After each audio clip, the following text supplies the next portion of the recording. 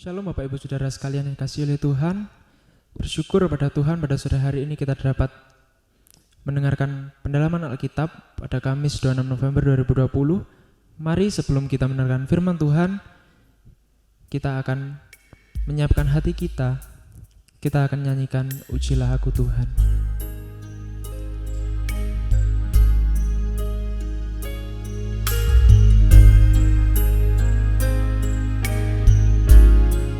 Ujilah aku Tuhan, cobalah aku Tuhan, selidiki hatiku dan batinku, mataku tertuju padamu. Aku cinta padamu Tuhan, aku rindu hadirat-Mu Tuhan. Aku ingin selalu dekat denganmu, menikmati kehadiran-Mu. Ku nyanyi Hosana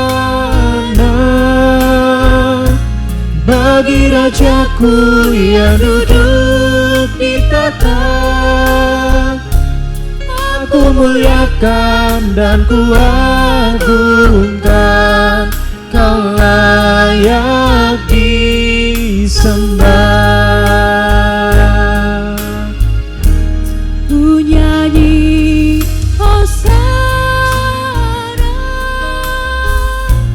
Bagi Rajaku yang duduk di tahta.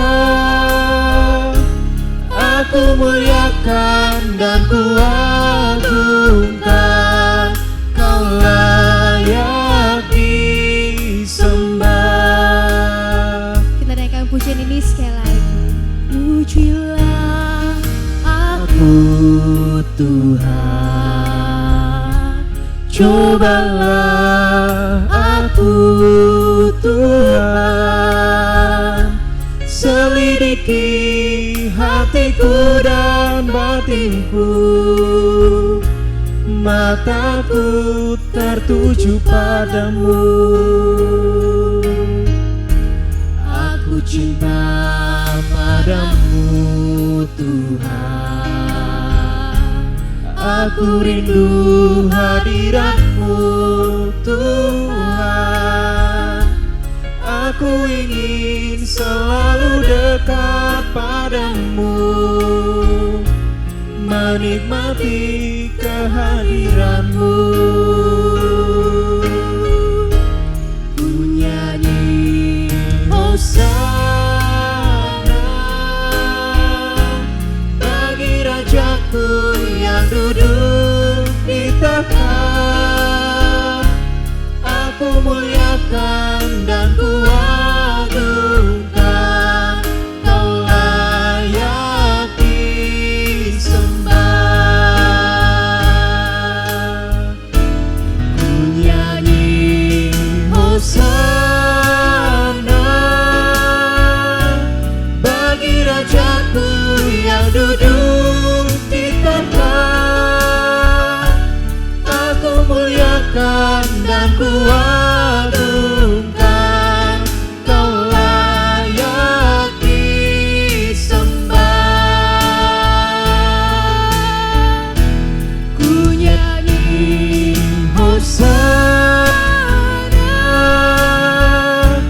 bagi Rajaku yang duduk di tahta. Aku muliakan dan ku agungkan, Kau layak disembah. Layak disembah. Kau layak Disembah.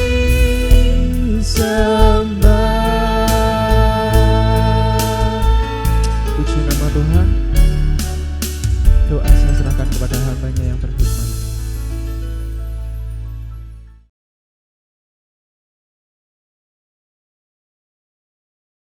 Selamat sore Bapak Ibu Saudara yang dikasihi oleh Tuhan.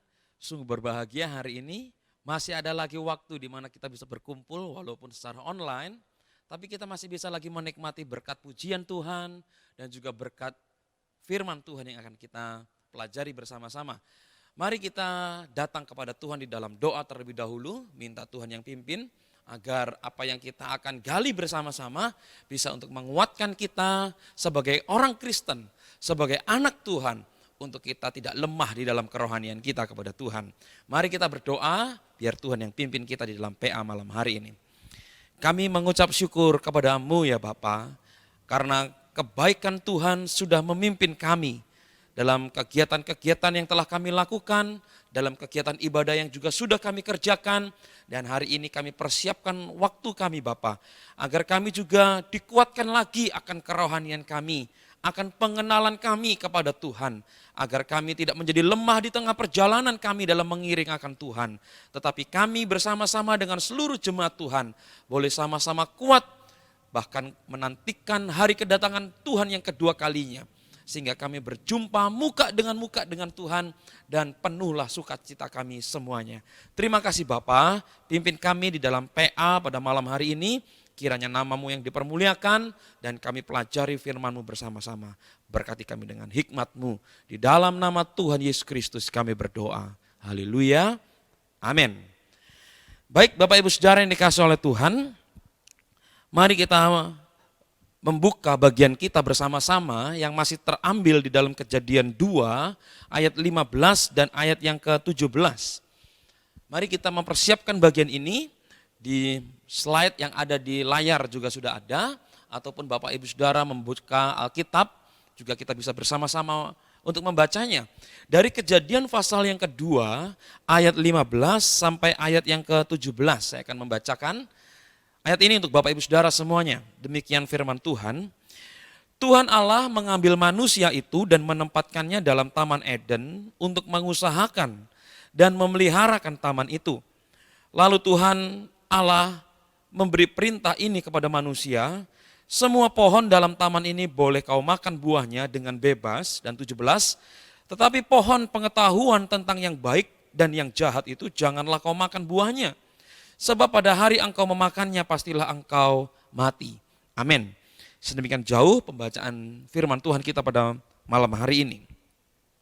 Bapak Ibu Saudara yang dikasihi oleh Tuhan, telah kita bahas dalam PA sebelumnya bahwa manusia memiliki dua tubuh yang berjalan bersamaan. Yang pertama adalah tubuh jasmani, yang secara fisik yang bisa kita lihat, kita raba, kita rasakan pada waktu kita makan, kita haus, kenyang dan lain sebagainya. Dan pada saat yang bersamaan kita juga sedang menjalani tubuh rohani, di mana tubuh rohani ini tidak terlihat. Tetapi tubuh rohani ini ada, dia hidup dan juga membutuhkan asupan kerohanian pula. Nah saudaraku yang dikasihi oleh Tuhan, itu sebabnya jika ingin kerohanian kita sehat, maka kita juga perlu makan kerohanian yang sehat. Tidak hanya sembarang semua yang kita makan itu sehat, tapi kita perlu pilih mana hal-hal rohani yang sesuai dengan kebenaran firman Tuhan dan mana yang tidak. Nah Bapak Ibu Saudara yang dikasihi oleh Tuhan, kita melihat dalam 2 poin pertama pada minggu lalu, beberapa waktu yang lalu, bahwa jikalau kerohanian kita menjadi lemah, maka ada bahayanya. Bahaya apa itu? Yang pertama adalah kita mudah dihasut oleh iblis. Iblis datang kepada kita, dia menawarkan, dia membujuk dengan segala cara agar kita semakin menjauh daripada Tuhan. Dan yang kedua adalah bahaya dari ketika kerohanian kita menjadi lemah, yaitu adalah manusia lebih terfokus kepada dirinya sendiri. Ada terkikisnya rasa kepedulian kepada Tuhan dan kepada sesama. Yang terpenting adalah aku. Urusanku dengan Tuhan boleh dipending. Urusanku dengan sesama mungkin boleh ditunda. Tapi untuk urusanku pribadi itu tidak boleh ditunda. Nah, saudaraku, iblis hadir untuk apa? Untuk kita fokus kepada diri kita pribadi ketika kerohanian kita menjadi lemah. Itu sebabnya saudaraku yang dikasihi oleh Tuhan, hari ini kita akan melihat bersama-sama apa yang akan terjadi di dalam poin berikutnya ketika kita tidak menjaga kerohanian kita. Apa itu kerohanian? Yaitu spiritualitas kita. Apa itu spiritualitas kita? Adalah bagaimana kita membangun pengenalan kita kepada Tuhan. Baik itu melalui saudara seiman, baik itu melalui gereja lokal kita, ataupun juga melalui firman Tuhan yang kita baca. Baik itu juga buku rohani, puji-pujian rohani dan lain sebagainya. Sehingga kita perlu untuk membangun kerohanian kita, untuk tambah lama tambah lebih kuat di dalam Tuhan. Hari ini kita akan melihat seterusnya, apa yang menjadi bahaya kalau kita tidak kuat di dalam pengenalan kita kepada Tuhan. Kalau kita rohani kita lemah, maka apa yang terjadi? Saya akan melanjutkan dalam poin yang ketiga, di dalam Kejadian 3 ayat 9 dan ayat yang ke-10. Demikian firman Tuhan berbunyi, tetapi Tuhan Allah memanggil manusia itu dan berfirman kepadanya, di manakah engkau? Ia menjawab, ketika aku mendengar bahwa engkau ada di dalam taman ini, dikatakan aku menjadi takut. Kenapa? Karena aku menjadi telanjang, itu sebabnya aku bersembunyi. Yang ketiga saudaraku, hasil kalau kerohanian kita menjadi lemah, kalau pengenalan kepada Tuhan kita menjadi memble, kita tidak kuat, maka apa yang terjadi? Yang ketiga adalah apa? Kita akan menghindar dari Tuhan. Nah saudara yang dikasih oleh Tuhan, ketika Allah menciptakan manusia, Allah tidak pernah menaruh sebuah program yang ditaruh di dalam otak manusia, di mana manusia punya kemampuan untuk tidak mau bertemu dengan Tuhan. Enggak. Ketika Allah menciptakan manusia, Allah memberikan seluruhnya gambaran Allah dalam kepada diri manusia untuk apa? Tidak hanya manusia menikmati Eden dengan semua yang ada di dalamnya, tetapi apa? Bahwa Allah menginginkan adanya persekutuan dengan manusia. Allah tidak pernah menghapuskan dalam diri Adam atau juga dalam diri Hawa untuk apa? Untuk tidak memiliki relasi kepada Tuhan. Ini penting saudara kita perhatikan. Bahkan di dalam ayat ke-9 di sana dituliskan dengan begitu jelas, tetapi Tuhan Allah memanggil manusia itu dan berfirman kepadanya, dikatakan apa? Di manakah engkau? Coba perhatikan saudaraku, Allah di dalam ingin relasi yang tercipta, Allah itu mencari bahkan bertanya kepada Adam dan Hawa, di manakah engkau?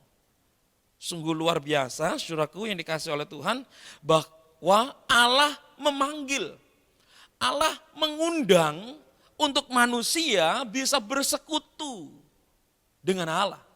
Nah saudaraku yang dikasih oleh Tuhan, ini merupakan sebuah berkat yang luar biasa. Sebuah berkat yang sangat agung di mana Allah memanggil manusia. Ya, Allah mengundang manusia. Allah menantikan manusia dan Allah memanggil mereka. Itu sebabnya saudaraku, karena manusia pada waktu itu tidak kuat di dalam menjaga perintah Allah, firman Allah yang diucapkan agar tidak makan dari pohon yang dilarang oleh Allah, maka apa yang terjadi? Kita tahu kisahnya, Adam dan Hawa akhirnya jatuh di dalam dosa. Saudaraku yang dikasih oleh Tuhan, saya mau mengatakan menghindar dari panggilan Allah bukanlah hasil produk dari Allah itu sendiri. Saya ulangi bagian ini.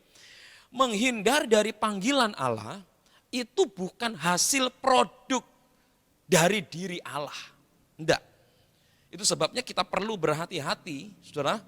Kita tinggal dalam gereja lokal kita masing-masing.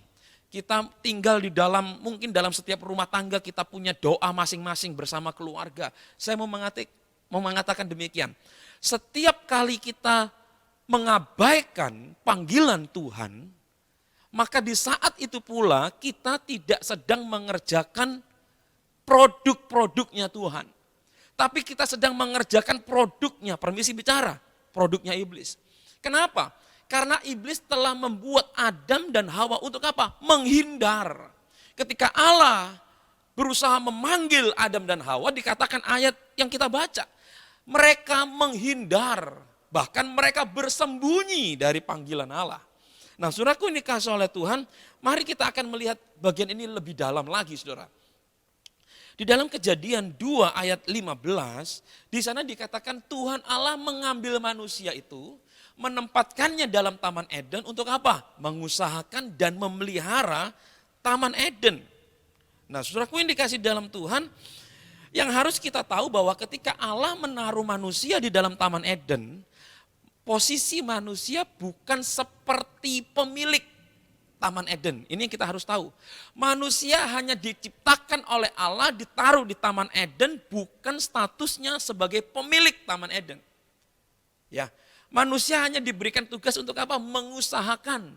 Manusia diberi tugas untuk apa? Memelihara taman itu. Lanjut, siapakah pemilik Taman Eden? Dikatakan lagi di dalam Kejadian 2, 16, 17, dikatakan lalu Tuhan memberi perintah kepada manusia. Saya garis bawahi ada kata perintah kepada manusia. Semua pohon dalam taman ini bebas kau makan buahnya dengan sekehendak hatimu. Tetapi buah, yaitu pohon pengetahuan tentang yang baik dan yang jahat, saya garis bawahi, janganlah kau makan buahnya. Sebab pada hari engkau memakannya, maka pastilah engkau akan mati. Sangat jelas dituliskan siapa pemilik. Pemilik itu mampu memberikan larangan. Dan larangan yang diberikan di dalam Taman Eden diucapkan oleh Tuhan di ayat 16 dan ayat 17. Saudaraku, dari sini kita mendapatkan sebuah status sangat jelas sekali bahwa manusia Eden, yaitu Adam dan Hawa, adalah pekerja, bukan pemilik Eden. Sedangkan Allah adalah pemilik Eden karena Allah yang menciptakan Eden. Nah, saudaraku, ada dua status, yang satu pemilik, yang satu pekerja. Perhatikan, ketika sang pemilik memanggil sang pekerja tidak punya hak untuk menolak panggilan. Saya balik, saudara. Jikalau sang pekerja memanggil sang tuan punya hak untuk tidak mengiyakan panggilan si pekerja. Betul? Nah, tetapi di ayat yang sudah kita baca dalam Kejadian 2 tadi, manusia statusnya hanya untuk memelihara, mengusahakan Taman Eden, pekerja. Sedangkan Allah statusnya sebagai pemilik Taman Eden. Jadi kita bisa mengetahui ketika Allah memanggil manusia, manusia sebenarnya tidak punya hak, tidak punya kuasa untuk menolak panggilannya Allah. Tetapi apa yang terjadi karena dosa, karena sesuatu yang keliru yang sudah dibuat, maka dikatakan ayat yang kita baca, manusia tidak hanya menolak, manusia tidak hanya menghindar, tapi dikatakan apa? Manusia bersembunyi. Ini menarik, saudaraku, kalau kita mau ada studi kata, tapi saya tidak sedang membahas akan hal ini. Sembunyi itu ada sesuatu yang terjadi tentunya. Dan yang terjadi ketika seseorang sembunyi, karena ada sesuatu yang ditakutkan. Dan kita tahu kisah ini karena mereka telanjang, mereka takut di hadapan Tuhan. Nah, saudaraku yang dikasihi di dalam Tuhan, hari ini kita mungkin tidak tinggal di Taman Eden. Kita tidak diperhadapkan lagi dengan tugasnya Adam dan Hawa, tetapi mungkin kita disibukkan dengan pekerjaan kita. Kita disibukkan dengan kegiatan kita. Kita diperhadapkan dengan mungkin dengan rentetan-rentetan kesusahan. Kita mungkin juga diperhadapkan dengan banyaknya tumpukan kebutuhan-kebutuhan hidup yang setiap hari sedang berjalan. Tapi saya ingin mengatakan bahwa walaupun itu semua sedang berjalan, saya mau mengatakan pemeliharaan Allah tidak akan terputus buat kita semua. Perhatikan, ketika Allah memanggil Adam dan Hawa, itu panggilan bukan untuk menghakimi Adam dan Hawa, tidak. Panggilan itu untuk memanggil agar Allah ketika memanggil manusia, terjadilah persekutuan, terjadilah fellowship, terjadilah sebuah pertemuan yang indah antara sang pencipta dengan ciptaan. Saudaraku yang dikasihi oleh Tuhan, itu sebabnya seorang Kristen yang kuat adalah seorang Kristen yang memperhatikan kesehatan kerohaniannya. Saya ulangi, kapan seseorang Kristen itu menjadi kuat kerohaniannya, yaitu adalah ketika seorang Kristen memperhatikan kesehatan kerohaniannya. Yaitu dengan apa, saudaraku? Yaitu dengan memperhatikan setiap panggilan Tuhan terhadap diri kita. Saudaraku, ada banyak panggilan Tuhan. Setiap gereja beda panggilan. Ya, ada yang gereja satu kali hari Minggu, satu kali ibadah. Ada gereja dalam satu kali hari Minggu 5 kali ibadah. Ada yang sampai 10 kali ibadah, berbeda. Ada ibadah tengah minggu, ada ibadah akhir minggu, ada ibadah beston, ada ibadah kaum bapak, kaum ibu dan yang lainnya. Tetapi yang perlu kita perhatikan adalah bahwa Allah punya panggilan-panggilan, di mana panggilan-panggilan ini adalah undangan untuk apa? Bersekutu dengan Tuhan. Dan kapan seorang Kristen akan bisa menjadi Kristen yang kuat? Saya mengatakan apa? Ketika seorang Kristen menjaga kerohaniannya dengan apa? Tidak menghindar, tidak menjauhi, tidak menolak dari panggilan Tuhan untuk membuat kita bersekutu. Itu sebabnya di dalam kitab Ibrani dituliskan, janganlah engkau memisahkan dirimu, menjauhkan dirimu dari kumpulan-kumpulan ibadah. Kenapa? Karena setiap kumpulan ibadah ada panggilan Tuhan di dalamnya. Dan setiap panggilan Tuhan di dalamnya memiliki makna untuk apa? Tidak hanya memperhatikan jemaat, tidak hanya untuk tahu kondisi jemaat, tapi untuk apa? Bersekutu dengan Tuhan. Saudaraku yang dikasih di dalam Tuhan, di dalam rumah tangga, suami bisa panggil istri. Ya, suami panggil istri berbeda dengan suami kita, suami ibu-ibu memanggil tetangga, teman atau suaminya tetangga sebelah rumah. Berbeda. Panggilan ke tetangga itu panggilan teman, panggilan sahabat, panggilan tetangga. Ya. Tetapi kalau suami memanggil kepada istri itu tidak hanya sebatas panggilan. Tetapi ada persekutuan di dalamnya. Nah, saudaraku yang dikasih di dalam Tuhan, itu sebabnya kita perlu tahu bersama, jangan menghindari panggilan Tuhan. Kenapa? Karena panggilan Tuhan untuk membuat kita kuat secara kerohanian kita. Bapak ibu saudara yang dikasih oleh Tuhan, aneh sekali. Kenapa berhubungan dengan Tuhan menjadi hubungan yang tidak nyaman? Ini aneh.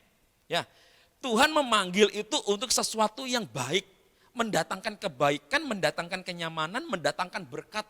Tetapi saudaraku yang dikasih oleh Tuhan, menghindari panggilan Tuhan itu sebenarnya sedang menunjukkan akan adanya rasa tidak nyaman kepada Tuhan. Aneh bukan? Bukankah Tuhan sumber berkat? Bukankah manusia kalau berdoa kepada Tuhan? Tetapi kenapa dalam satu waktu, dalam beberapa waktu, kadang ketika Tuhan memanggil melalui panggilan beribadah, melalui panggilan berdoa, terkadang kita mengatakan kita seperti Adam dan Hawa. Aku tahu engkau berjalan di taman dan aku bersembunyi karena aku takut. Saudaraku yang dikasih di dalam Tuhan, kenapa berhubungan dengan Tuhan bagi banyak orang kok menjadi sebuah hal yang tidak mendatangkan kenyamanan? Kenapa saudara? Saya mau mengatakan bahwa karena sudah terbiasa untuk tidak memenuhi panggilan Tuhan. Saya ulangi saudara, berhubungan dengan Tuhan itu nyaman. Setelah beribadah, setelah doa, menyerahkan segenap keluh kesah kita, permohonan kita kepada Tuhan, setelah itu semua selesai, itu mendatangkan damai sejahtera. Tapi kenapa pada waktu kita menyerahkan doa atau ada panggilan beribadah, sebagian orang tuh merasa tidak nyaman dengan panggilan itu. Ya kan? Dan saya mengatakan kenapa? Karena sudah terbiasa untuk tidak memenuhi panggilan Tuhan. Sudah terbiasa untuk tidak datang kepada apa? Kepada undangan Tuhan. Makanya saudaraku, tidak ke gereja sekali tidak apa-apa. Mungkin ada sebuah kegiatan. Tapi kalau diteruskan kepada kedua kali, ketiga kali, kelima kali, ini berbahaya. Kenapa? Karena tidak hadir di dalam panggilan Tuhan itu bisa menjadi sebuah budaya. Bisa menjadi sebuah kebiasaan. Untuk apa?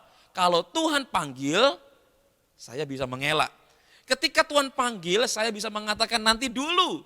Saya masih ada banyak pekerjaan, kegiatan yang harus saya kerjakan.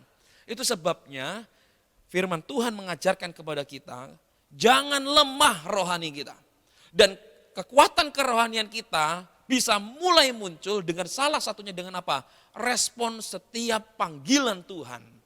Kita tidak perlu Pakai halo-halo kita ada kebaktian, halo-halo kita akan ada ibadah, enggak perlu. Kita sudah tahu di dalam gereja lokal kita sendiri masing-masing. Minggu kita ada ibadah tengah minggu. Masih ada lagi persekutuan-persekutuan yang lain. Dan itu saudara saya mau mengatakan panggilan Tuhan kepada diri kita bersama. Untuk apa? Semakin sehat, kuat kerohanian pengenalan kita kepada Tuhan. Saudaraku, di tengah-tengah kondisi yang sulit, bukankah Tuhan mengatakan dalam Matius 11:28, marilah kepadaku semua yang letih lesu, beban berat, aku kata Tuhan akan memberi kelegaan kepadamu. Saudaraku, panggilan Tuhan itu panggilan yang seperti apa sih? Yaitu panggilan untuk memberikan kelegaan. Panggilan Tuhan adalah panggilan untuk memberikan pemulihan kepada kita. Masalahnya adalah seringkali baik saya penuhi panggilanmu. Tapi setelah terjadi kenapa tidak berubah? Kenapa tidak ada pemulihan? Seringkali manusia mintanya sesuatu yang instan. Ya. Padahal ketika Tuhan memulihkan, Tuhan punya cara, Tuhan punya waktunya sendiri. Untuk apa? Mengerjakan bagiannya Tuhan. Saudaraku yang dikasihi oleh Tuhan, panggilan Tuhan itu tidak selalu identik dengan kebaktian. Ayo kebaktian, tidak selalu dengan itu saudaraku. Tetapi panggilan Tuhan itu lebih berbicara tentang persekutuan kita dengan Tuhan. Sejauh mana kita mau merespon ketika Tuhan panggil untuk bertemu di dalam persekutuan, bertemu di dalam ibadah. Jadi kita jangan selalu mengidentikan, waduh disuruh kebaktian lagi nih, waduh disuruh datang kebaktian lagi nih. Jikalau itu yang menjadi pikiran konsep kita, maka kebaktian bukan menjadi sesuatu yang menyenangkan. Menjadi sebuah siksaan. Kenapa? Kebaktian lagi, kebaktian lagi. Kebaktian lagi, kebaktian lagi. Membosankan.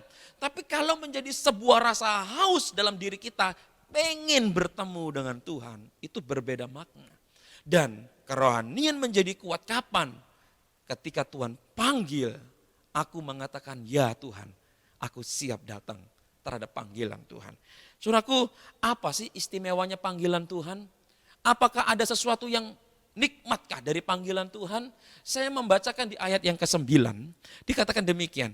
Tetapi Tuhan Allah memanggil manusia itu dan berfirman kepadanya, di manakah engkau? Saudaraku, di manakah letak istimewa panggilan Tuhan? Yaitu adalah apa? Bahwa pertemuan yang dilakukan oleh Tuhan itu adalah untuk apa?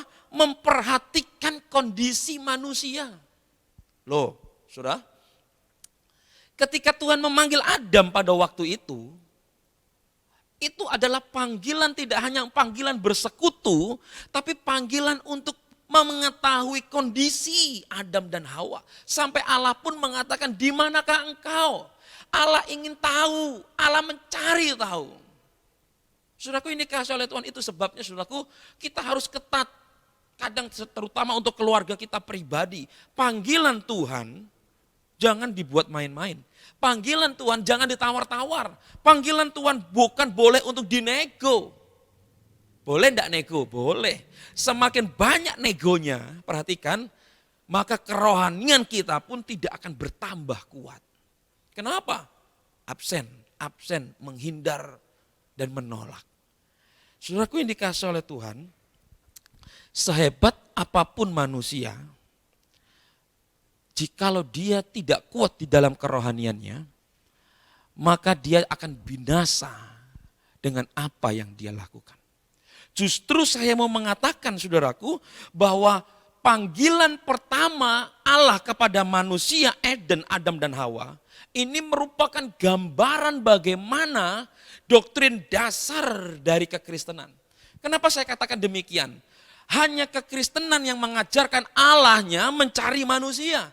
Allahnya mencari umatnya. Allahnya memperhatikan umatnya. Allah sang pencipta rindu bersekutu dengan umatnya. Dengan apa? Allah memanggil, Allah mencari umatnya.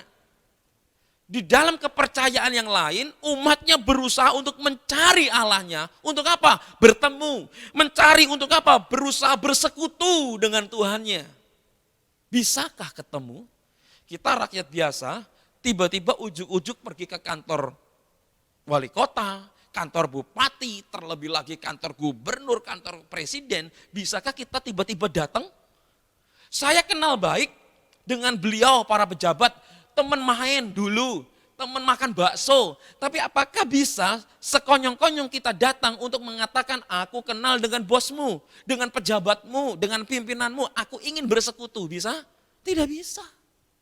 Yang bisa adalah mereka mendatangi kita kapanpun itu mereka bisa. Kenapa? Mereka pemimpin.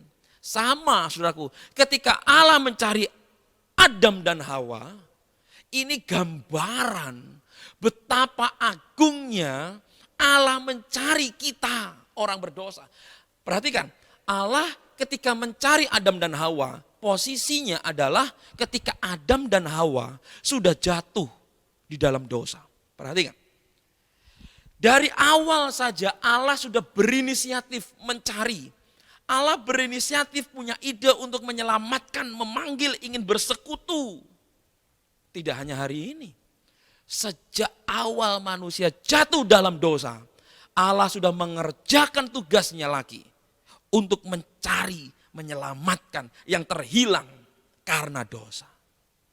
Saudaraku yang dikasihi di dalam Tuhan, fakta di mana Allah menjadi manusia dalam diri yang kita kenal Tuhan Yesus Kristus, sekaligus menjadi sebuah pembuktian bahwa Allah tidak pernah lalai mencari yang membutuhkan. Allah tidak pernah lupa untuk mencari yang perlu diselamatkan. Kalau dulu Allah mencari Adam dan Hawa, maka pada waktu Tuhan Yesus lahir sebagai manusia, menjadi satu titik awal lagi, Allah tidak pernah melupakan umatnya. Dia mencari, bahkan mencari sampai dapat. Kapan mencari sampai dapat? Dia mati di atas kayu salib. Kalau sudah Allah melakukan banyak hal seperti ini, itu sebabnya saudara, ketika Allah memanggil, jangan kita mengatakan aku jual mahal dulu, nanti dulu ya, bentar, masih repot, masih ada banyak kegiatan. Allah memanggil kita, mencari kita sampai dapat. Dan Allah tidak menyerah. Itu sebabnya saudaraku, mari hargai panggilan Tuhan. Karena dengan kita merespon panggilan Tuhan, yang untung bukan Tuhan, yang untung diri kita. Kita dikuatkan, kita dihiburkan, kita dapat damai sejahtera, kita semakin terbangunkan kerohanian kita, sehingga kita tidak lemah rohani kita. Sehingga ketika iblis datang untuk berusaha, untuk membuat kita terhasut oleh ajakan-ajakan iblis, kita mengatakan no, aku tidak mau. Ketika iblis berusaha untuk menjauhkan kita dari Tuhan hanya dengan fokus diri kita sendiri, kita mengatakan ada hukum Tuhan, kasihi Tuhan Allahmu dan kasihilah sesamamu. Begitu pula kalau kerohanian kita menjadi kuat, saudaraku, maka apa yang terjadi? Maka kita tidak akan menghindar ketika Allah memanggil kita. Malahan ketika ada panggilan beribadah itu, yes, ini panggilan yang sukacita, waktu di mana ketemu dengan pencipta dan juru selamat kita. Saudaraku yang dikasihi oleh Tuhan, itu sebabnya betapa bangga seringkali saya mendengar setiap hari pagi-pagi buta, sepupu kita ada panggilan beribadah. Ketika matahari sudah terbenam, panggilan ibadah itu masih terus dikumandangkan. Saudaraku yang dikasihi oleh Tuhan, Tuhan memanggil kita bukan dengan banyak cara, bukan dengan cara-cara yang seperti itu. Tapi Tuhan memanggil kita dengan Dia tinggal dalam diri kita masing-masing. Jangan matikan semangat kita, tapi kita mengatakan Tuhan, aku siap menghadap akan panggilan Tuhan untuk semakin kuat di dalam kerohanian pengenalan kepada Tuhan. Yang pertama, itu yang ketiga. Kalau kerohanian kita lemah, maka apa bahayanya? Yaitu kita akan menghindar. Kapan kita tidak menghindar? Ketika kita merespon panggilan Tuhan. Dan itu artinya berhubungan, bersekutu dengan Tuhan, dan kuat melalui kebenaran firman Tuhan. Sekarang kita melihat yang keempat. Bahayanya kalau kita lemah dalam rohani kita, apa yang akan terjadi? Saya akan membacakan di dalam Kejadian 3, 12 dan ayat yang 13. 12 dan 13 demikian firman Tuhan. Manusia itu menjawab, perempuan yang kau tempatkan di sisiku, dialah yang memberi dari buah pohon itu kepadaku, maka aku makan. Kemudian berfirmanlah Tuhan kepada perempuan itu, apakah yang kau telah perbuat ini? Jawab perempuan itu, ular itu memperdayakan aku. Lalu ku makan buah itu. Yang keempat, kalau kerohanian kita lemah, maka apa yang terjadi? Kalau iblis sudah menghasut, iblis sudah membuat kita fokus kepada diri sendiri, dan iblis juga membuat kita menolak panggilan Tuhan, maka apa yang terjadi? Maka yang terjadi adalah kita seringkali akan mencari kebenaran dengan apa? Mengkambing hitamkan orang lain. Sebagai bentuk fokus dalam diri sendiri. Dan tidak mau menerima panggilan Tuhan. Saudaraku yang dikasih oleh Tuhan, ada yang menarik di dalam rentetan kisah di mana manusia jatuh dalam dosa. Kalau kita melihat perlahan, yaitu apa yang menarik, yaitu iblis memunculkan rasa ingin untuk menjadi seperti Allah. Kalau Bapak Ibu baca pelan-pelan, Adam dan Hawa tidak pernah muncul keinginan untuk menjadi sama seperti Allah. Tidak. Kapan keinginan itu muncul? Ketika iblis memakai ular untuk memperdaya Adam dan Hawa. Kalau kamu makan buah ini, kamu akan menjadi sama seperti Allah. Ingat, iblis memunculkan rasa ingin untuk menjadi seperti Allah. Itu sebabnya di dalam 10 hukum Tuhan dikatakan apa? Janganlah kamu mengingini. Kenapa? Mengingini milik sesamamu adalah luapan untuk tidak bersyukur. Mengingini harta milik sesamamu, istri sesamamu dan lain sebagainya merupakan sebuah bentuk aku tidak bisa menerima apa yang Tuhan izinkan terjadi. Dan apa yang aku miliki sehingga mengingini. Mengingini dimunculkan bukan oleh Tuhan. Mengingini bukan dimunculkan oleh Adam dan Hawa. Tetapi mengingini posisi seperti Allah dimunculkan oleh siapa? Iblis itu sendiri. Iblis memunculkan rasa serakah. Tidak cukup kamu Adam dan Hawa hanya sebagai manusia tok, walaupun tidak punya dosa tidak cukup. Kalau bisa nih tak munculkan untuk apa? Lebih tinggi. Yaitu apa? Menjadi seperti Allah.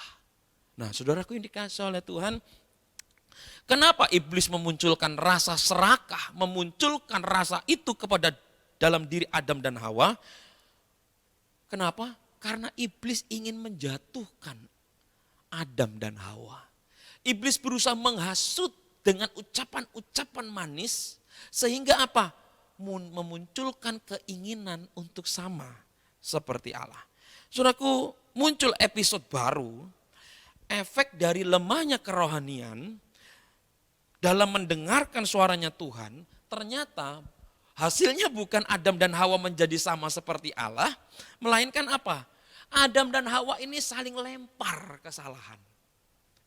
Lucu ya, tadinya diiming-imingin. Kalau kamu mau menjadi seperti Allah, makan nih buah nih, makan. Kamu bisa naik satu level menjadi seperti Allah. Setelah diiming-imingin maka mereka makan buah itu. Ketika makan, levelnya bukannya menjadi naik seperti Allah, tapi dikatakan apa? Mereka saling menyalahkan. Nah saudaraku yang dikasih oleh Tuhan, di ayat 12 dikatakan Adam menyalahkan Hawa, di ayat 13 Hawa menyalahkan ular. Awalnya mereka ada untuk saling melengkapi. Tetapi yang terjadi adalah kini mereka saling menyalahkan. Ini menarik, mari kita lihat lebih dalam. Di dalam Kejadian 2:18, Tuhan berfirman tidak baik kalau manusia itu seorang diri. Aku menjadikan penolong baginya yang sepadan dengan dia. Lanjut, Kejadian 2 ayat 23. Lalu berkatalah manusia itu, inilah dia tulang dari tulangku, daging dari dagingku. Ia dinamai perempuan sebab ia diambil dari laki-laki. Saudaraku, saya ingin mengatakan bahwa Allah bukannya kalah, Allah bukannya dirusak rencananya oleh manusia. Tidak, Allah tidak mungkin kalah oleh manusia. Tetapi saya ingin menyoroti bahwa ketika awalnya Allah merencanakan sesuatu yang baik dan kini akhirnya semuanya menjadi hancur, bukan berarti manusia lebih berkuasa atas diri Allah, tapi bagian ini ingin menunjukkan bahwa upah dari dosa yang dikerjakan oleh Adam dan Hawa melalui hasutan iblis dalam diri ular itu mengakibatkan ada kondisi yang harus diterima. Kondisinya bukan manusia seperti Allah, tapi kondisinya adalah apa? Yang awalnya kamu ini penolong bagiku, kini engkau ini menjadi pengkhianat bagiku. Yang awalnya engkau ini dari bagian hidupku, sekarang engkau ini justru yang menghancurkan hidupku. Akhirnya apa? Saling menyalahkan. Saudaraku, saya ingin mengatakan, hidup tidak akan menjadi berarti jika sukacita bersama Kristus bukan lagi tujuan utama dalam hidup kita. Saya ulangi lagi. Kapan kelemahan rohani itu terjadi? Ketika bahwa Kristus bukan menjadi sukacita, bukan menjadi tujuan untuk kita mendapatkan kesenangan sukacita di dalam Dia, yaitu di dalam Kristus Yesus. Saudaraku, itu sebabnya kenapa sih perlu bersekutu? Kenapa sih perlu mendengar panggilan Tuhan? Tujuannya untuk apa? Agar kita tahu bahwa dengan bersekutu Tuhan ingin memurnikan lagi, menguatkan lagi. Tuhan itulah sumber sukacita kita. Tuhan itulah sumber pertolongan kita. Saudaraku yang dikasih di dalam Tuhan, Adam dan Hawa menjadi contoh nyata sukacita yang terpusat pada diri sendiri. Sudah menjadi rekannya Tuhan. Masih mencari sukacita yang terpusat pada diriku dengan apa? Mau menjadi seperti Allah dengan makan pohon yang terlarang. Adam dan Hawa membuat contoh untuk apa?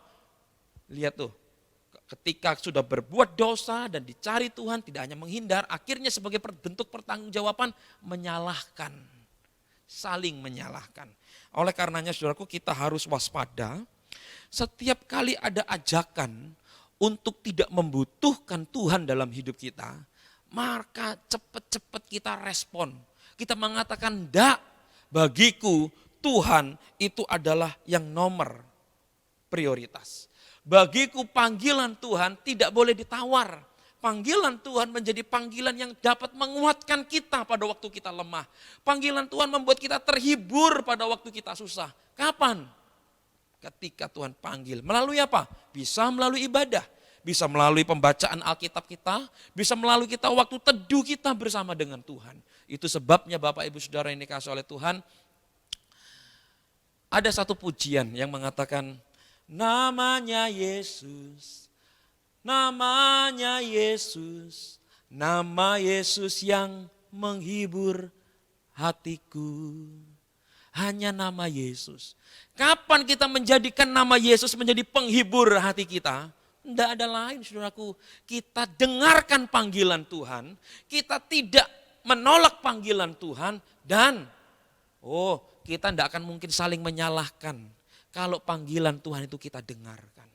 Ya, rasanya mungkin seperti Naomi meninggalkan Bethlehem. Rasanya seperti enak. Tapi pada waktu pulang tidak ada bukan waktunya untuk kembali menyalahkan. Dulu suamiku sih yang ngajak. Dulu anak-anakku sih yang juga setuju untuk pergi meninggalkan Bethlehem. Saudaraku, saya ingin mengatakan ketika Tuhan panggil kita, maka yang terjadi adalah dengarkan panggilan Tuhan. Ya, mungkin kita bisa berbuat salah. Yang terjadi adalah bukan waktunya menunjuk sana, tunjuk sana. Seringkali masih dalam satu rumah, dalam sebuah rumah ibadah juga masih mengatakan apa? Lu salah, lu ndak pantas. Saudaraku, kita bukan hakim. Kita bukan orang yang sanggup memutuskan. Tuhan mengatakan penghakiman itu hakku, penghakiman itu milikku. Saudaraku, tugas kita adalah apa? Bukan menyalahkan. Kalau kita berbuat salah, akui kepada Tuhan. Firman Tuhan mengatakan Ia adalah Allah yang setia dan penuh kasih. Dan Dia akan mengampuni setiap kesalahan kita ketika kita minta ampun kepada Tuhan. Saudaraku yang dikasih oleh Tuhan, rohani di dalam Galatia 5, 14, 16. Sebab seluruh hukum Taurat tercakup dalam satu firman ini, yaitu kasihi sesama manusia seperti dirimu sendiri. 15, tetapi jikalau engkau saling menggigit, saling menelan, awaslah supaya engkau Jangan kamu saling membinasakan. Maksudku ialah hiduplah oleh roh, maka kamu tidak akan menuruti keinginan daging. Kapan sih kita akan saling menyalahkan? Suami salahkan istri, istri salahkan suami, orang tua salahkan anak, anak salahkan orang tua, jemaat salahkan hamba Tuhan menyalahkan jemaat dan lain sebagainya. Kapan saling menyalahkan? Karena keinginan daging itu masih menjadi sukacita utama kita. Kalau keinginan daging menjadi sukacita utama kita, maka yang terjadi Tuhan panggil dengan keras pun. Kita akan mengatakan, "Ndak Tuhan, nanti dulu." Saudaraku yang dikasih oleh Tuhan hari ini, untuk kita boleh kuat bersama di dalam kerohanian kita. Di mana iblis tidak akan membuat kita terpengaruh dengan hasutannya. Di mana iblis tidak akan membuat kita hanya fokus kepada kesenangan diri kita pribadi. Masa bodoh dengan urusan dengan Tuhan. Masa bodoh untuk berelasi dengan sesama. Kita akan kuat menghadapi iblis, saudaraku. Kapan? Kalau kerohanian kita tuh kuat. Kapan kerohanian kita kuat? Tidak ada lain. Mazmur 119 ayat 115. Ketika firman Tuhan itu menjadi pelita di dalam kehidupan kita. Terang yang mampu menerangi jalan kita yang gelap. Maka pada saat itu kerohanian kita akan menjadi kuat. Hati-hati terhadap ajakan iblis untuk membuat kita tidak mau dekat dengan Tuhan. Karena itu bisa berakibat fatal. Kita lemah rohani kita tidak perlu Tuhan, tidak perlu sesama. Dan pada akhirnya kita hidup hanya untuk diri kita sendiri. Dan itu mudah dihasut dan kita dijauhkan dari Tuhan. Saudaraku yang dikasih oleh Tuhan, marilah melalui renungan yang tidak panjang, kita disadarkan lagi kita perlu Tuhan dalam kehidupan kita. Ya, mari saling memperhatikan, jangan lemah rohanimu. Ketika kerohanian menjadi lemah, maka kita akan seperti Adam dan Hawa. Yang awalnya diciptakan sebagai satu tubuh, yang awalnya diciptakan untuk menjadi penolong, awalnya diciptakan sebagai pelengkap. Tapi karena tidak mendengar dari perintah Tuhan, perkataan Tuhan, maka apa yang terjadi? Karena istri yang kau beri ya Tuhan, maka dia melemahkan aku. Istri mengatakan apa? Karena ular ya Tuhan, yang engkau ciptakan melemahkan aku. Sehingga ujung-ujungnya siapa? Siapa yang menciptakan ular? Tuhan. Saudaraku yang dikasih Tuhan, Tuhan tidak pernah menjauhkan dirinya untuk bersekutu dengan kita. Itu sebabnya mari dengar panggilan Tuhan. Agar kita bukan saling menyalahkan kepada yang lain. Tapi kita menguatkan kepada yang lain untuk apa? Mari datang untuk kita sama-sama bersekutu dan kuat di dalam Tuhan. Saudaraku yang dikasih oleh Tuhan, kiranya bagian ini bisa menguatkan kita. Menjaga kualitas kerohanian kita. Agar kita tidak menjadi lemah. Dan kita menjadi kuat sebagai satu bagian bersama dengan Tuhan. Satu tubuh dengan seluruh jemaat Tuhan. Dan kita diberkati di dalam rumah kita, diberkati dalam gereja lokal kita. Karena kita tumbuh sama-sama dan menghasilkan sesuatu untuk Tuhan. Kiranya Tuhan memberkati bagian ini untuk kita tidak menjadi lemah dalam pengenalan kepada Tuhan. Tidak lemah kerohanian spiritualitas kita. Kuat bersama-sama dengan seluruh jemaat kepada Tuhan. Amin. Mari kita berdoa bersama-sama. Terima kasih Bapa di sorga. Tuhan berkatilah kiranya bagian yang telah kami bahas. Iblis berusaha mencari celah kesempatan untuk menjauhkan kami daripada Tuhan. Itu sebabnya ya Bapa, kami tidak mau lemah. Kami mau merespon setiap panggilan Tuhan. Tidak hanya untuk diri kami. Kami juga perhatikan panggilan Tuhan untuk pasangan kami, untuk anak kami, untuk keluarga kami. Agar keluarga kami kuat di dalam panggilan Tuhan. Dan Tuhan, kami hidup bukan untuk saling menyalahkan. Tapi kami hidup untuk saling menguatkan. Kami hidup untuk saling memulihkan. Dan itu adalah rencana indah Tuhan buat kami. Ketika Tuhan panggil Adam dan Hawa, maka kini Tuhan panggil kami untuk memanggil saudara seiman kami yang lain. Untuk kami boleh sama-sama kuat, menguatkan mereka yang lemah, supaya mereka tidak meninggalkan Tuhan. Menghiburkan mereka yang susah, supaya bersama dalam satu tubuh di dalam Tuhan, mereka mendapatkan kekuatan karena Tuhan itu juga beserta dengan mereka. Terima kasih Bapa, jagalah kami agar kami kuat di dalam Tuhan sampai akhir. Terpujilah namamu Bapa, di dalam nama Tuhan Yesus Kristus kami berdoa dan kami mengucap syukur. Haleluya, amin. Selamat malam, Tuhan memberkati PA kita pada malam hari ini. Amin.